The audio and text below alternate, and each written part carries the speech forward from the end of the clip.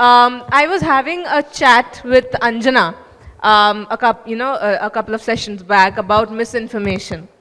And our topic here today again is somewhere connected and related to the very same thing about how do you set a distinction between news and noise, right? So I would like to start with Rishabh. Rishabh, what do you define misinformation or this noise as in today's media landscape, and how big of a problem is it today?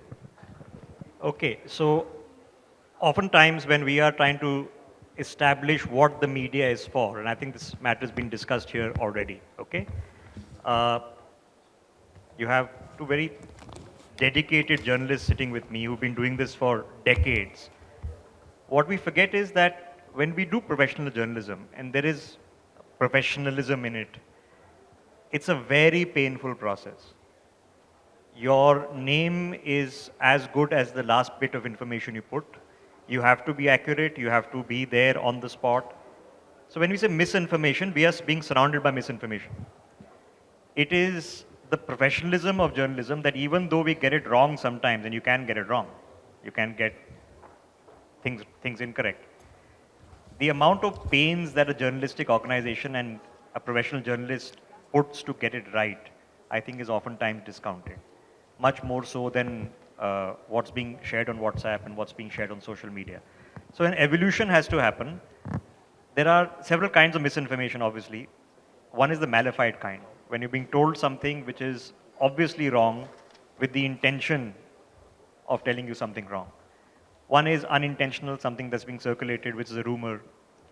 But I think the very fact that a professional media industry exists, and in the end, push comes to shove when things become bad during COVID, everybody put their TVs back on. When the election seasons are back here, you're going to get a bit out of YouTube and Twitter, but in a large measure, you'll still come back to professional journalists.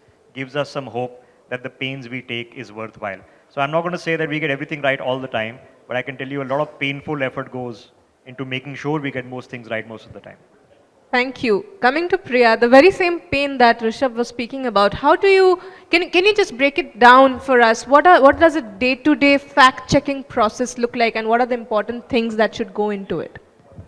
See, actually, and just to take up from where Rishabh has said and to your question, what we are dealing with, because what we're saying is noise, because one is the news you're getting from the mainstream media. The other is the news that you're getting on social media, citizen journalists. There's a whole lot of news that is coming to you unfiltered, which is why I'm saying even in this age of social media, mainstream media still will exist and has a platform and a chance, is because whatever we put out goes through editorial checks. The checks and balance is not there in the social media or the citizen media who just, puts up a video clip of something he's seen, but the interpretation of that, how it is presented, and the context, that is also equally important.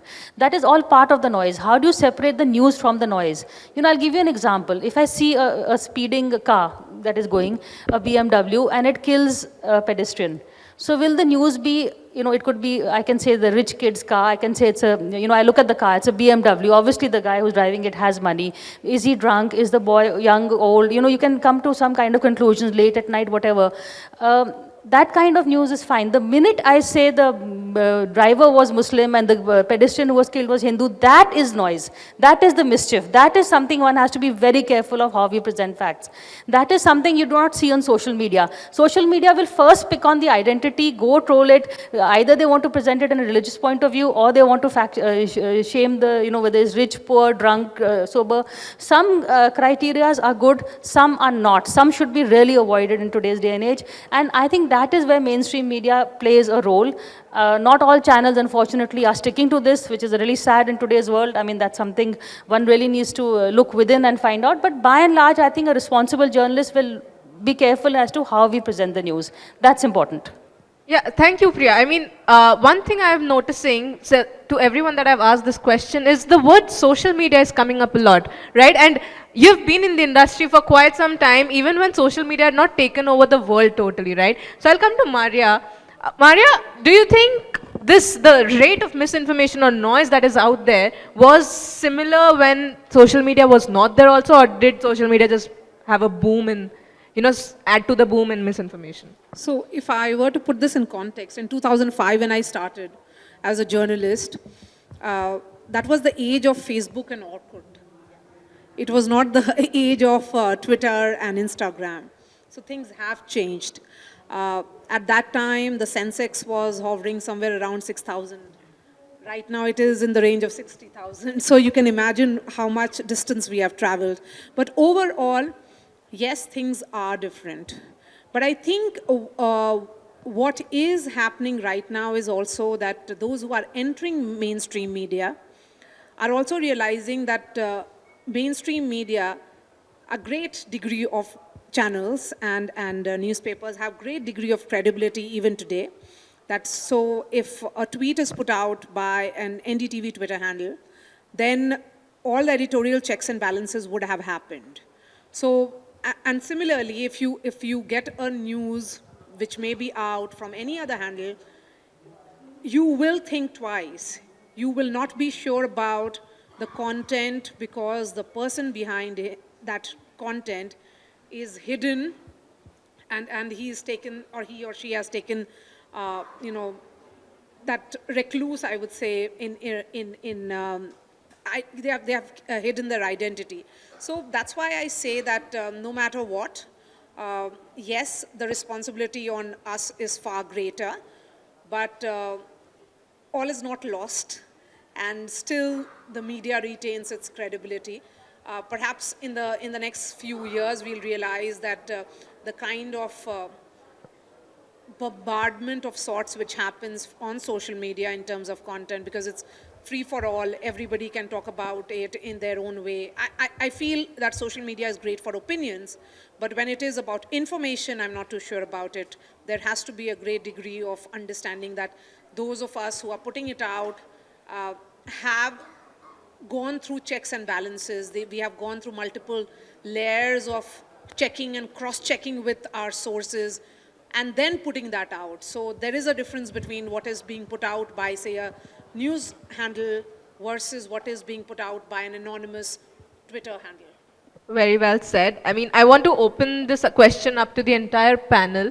What would you advise people in this room who are regular consumers of news? What news should they trust, and what should they look for so as to avoid the likes of WhatsApp University things that we hear about?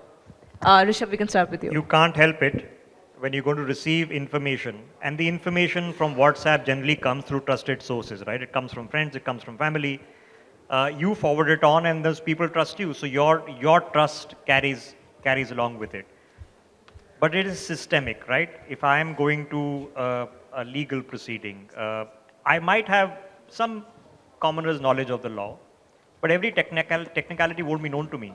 I will muck it up after a point of time. If I'm a doctor, I might have some common knowledge of when to have a paracetamol, but when it comes to life and death, I don't want to risk it, right? And trust my common knowledge, it's a very delicate and probably risky thing to do, unadvisable for most people. So just to pick up, and you'll find consensus here. The reason you'll find consensus here is because the noise is out there already. You're surrounded by noise.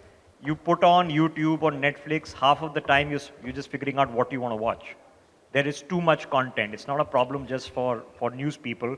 Netflix is facing problem in how to figure out monetization of content. HBO is facing this problem. CNN is facing this problem. And so are we here in India. The noise is already out there. At the end of it, when push comes to shove, and I'll just give you two examples. When everybody was stuck and a lockdown was being announced and a pandemic had been announced, what were you relying on? Did you put your television back on? Were you watching TV? Were you watching TV news? Or were you relying on Twitter and WhatsApp and YouTube for all your information? If you find that you were relying on TV, you are relying that you went back to the people that you trust. Similarly, during elections, everything will happen, but on election counting day, will you be watching it on YouTube? You might be watching a news channel on YouTube, okay? But you'll probably come back to the mainstream. So for all the people who are worried about the future of media, and I'll end with that thought. It was said that the print media is dead, but now on your mobile phones, everybody's reading again. Then it was said radio is dead. Now podcasting is everybody wants to jump in and start their own podcast. So audio is back. TV is also reinventing itself, and there is an evolution that is taking place. Indian media industry is not very old. It's about 2 decades old. Most of us have been in and around that for about 2 decades, 3 decades, certainly not more than that. NDTV itself is the oldest, 30 years now, okay? So that's it, all right? So compare it to how we compare ourselves to a Western TV industry, which is 80, 90 years old. So it's evolving. Of course, content has evolved very rapidly, but there is so much content. Everybody is a content creator. So when you open things, you want to be, okay, you want to be governed by an algorithm deciding what you get to watch, or at least you want a human being applying their mind on what you should be watching. I'll leave it at that. Thank you, Rishabh. Priya, coming to you, in the last couple of sessions, there was the term of deep fakes and AI coming up a lot, and audience questioning the speakers on the stage about the risks that they come with regards to misinformation. So what would your take be with, the growth of these likes of deep fakes and AI? How do you think misinformation can be curbed? Because there's a lot out there. People putting others' faces and showing as if they are saying things, right? How do you think that should be curbed? Well, we are lucky we are living in an age of branded personalities. News is not news. It's not just Times Now or NewsX or NDTV. It's also whether it is Marya, Rishabh or whoever. The anchor is becoming you. We don't say kahan suna, we say kisne sunaya. You always say so-and-so said it, and then you decide whether you trust that anchor or you don't trust that source. And which is why I think Anjana before us was saying that whenever the PCR tells her something, she first verifies it for herself because it will be attributed to her that she has said it. So your source is very, very important in terms of deep fake, which is why I would say that that so-and-so is an anchor. So if that same anchor is being shown in a deep fake, doing an ad for a knee dard ka dawai, you should, I think the public at large knows that, this is the anchor, the credibility of the source is that she would not be doing it. So in the end, the buck stops with us. It's the kind of credibility we project to our viewers, the kind of trust we build with them, because we are talking to our viewers every single day. We are there in your, drawing rooms, living rooms, on your telephone. So we have the most intimate connection. You know us as well as, better than we know you, because you are seeing us, you are judging us also. You are seeing our news, you have a consistent relationship with us. We switch channels, but we remain the same. So that way, I think the best way to battle deepfake is your own personality, credibility, and your consistency, which is something we, as news reporters, anchors, we have to, if you're not true to yourself, you are going to be your biggest loser yourself. So at the end of the day, look twice before you say something or you, read out something, because that's going to come back and haunt you, especially now where every word is recorded and set back.